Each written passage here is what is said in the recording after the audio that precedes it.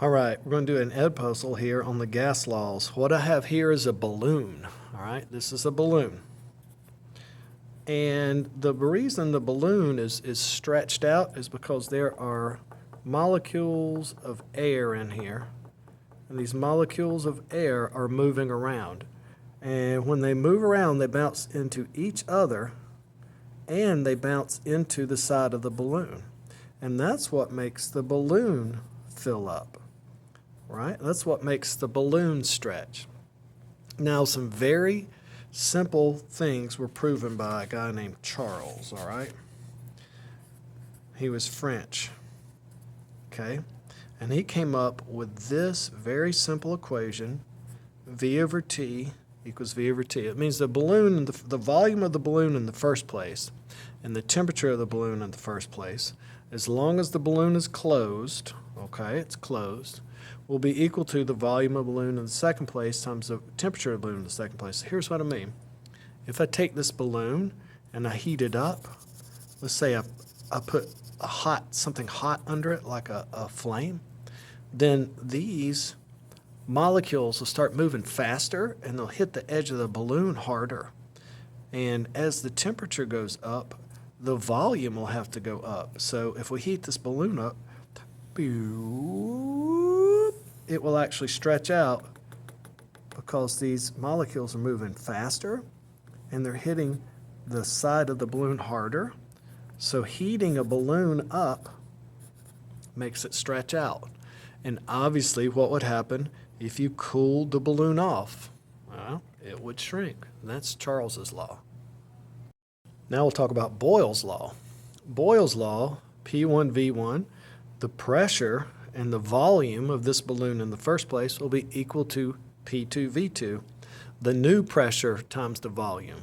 Here's what it means. If you have a balloon like this, you have a balloon, what would happen to this balloon if you squeezed it, if you pressed on it, if you were holding this balloon and you hugged it really, really hard?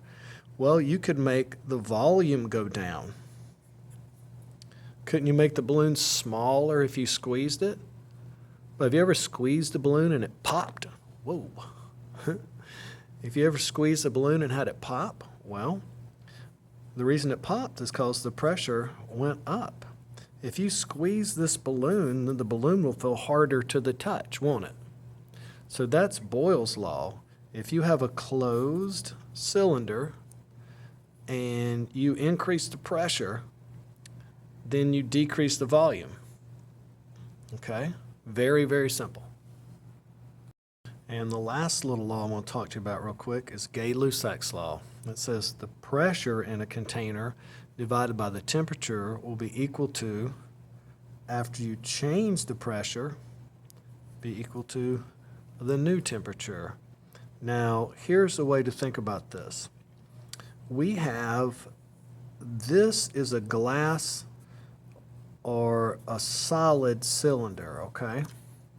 Solid. This isn't flexible, so the volume can't change, all right? No change in volume. And there's a piston right here, all right? And we can measure the pressure, how hard you're pressing down on this piston, like you're going to try to squeeze this gas down in here, right? Now, if you hold this piston still, and you can record the pressure on that piston, what would happen if you heated this thing up? Well, these molecules will start moving faster, and they're going to bounce off the edge of the container more often and bounce off each other too. And then they'll be hitting this piston more. So if you take the temperature and you increase the temperature, then the pressure in this thing is going to get greater, and it's going to try to push that piston up. So you're going to have to push harder down on this piston to hold it into place if the new temperature is higher. Does that make sense? So this is called Gay-Lussac's law, and these are two different scientists that worked it out. So these three laws go together to help us learn how gases work. So when we put all of those three laws together, we get what's called the combined gas law. Combined means it's the combination of, if you look here, this is Boyles Law, and that is Charles's law, and then that is Gay-Lussac's law. So if you put all three laws together, you get the combined gas law. Let's try a problem. Let's read this together. A balloon with a volume of 20 liters. So that's how big the balloon is. See this balloon? That's how big it is. So it has a volume of 20 liters and a pressure of 1 atmosphere. So that's the same amount of pressure that's in the room, 1 atmosphere. That's just like regular pressure at sea level, okay? All right?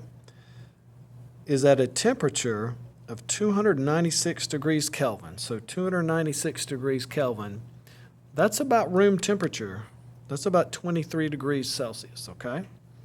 If the pressure is increased to 1.2 atmospheres, we're going to squeeze the balloon just a little bit harder. We're going to increase the pressure now to 1.2 atmospheres. So we're squeezing it harder. And the temperature is decreased to 285, so we're going to cool the balloon off. We're going to cool it off to where it's now only 285 degrees Kelvin. What's the new volume going to be? Well, that's easy. It's easy because we just used this simple equation called the combined gas law. And it says our first conditions on the balloon are 20 liters of volume. So we're going to put 20 liters right there. And the first pressure is 1 atmosphere. So we're going to put 1 atmosphere right here. So we have 1 atmosphere times 20. And the first temperature is 296. So we're going to write 296 degrees Kelvin here. Now we're going to wonder, what happens to the balloon next?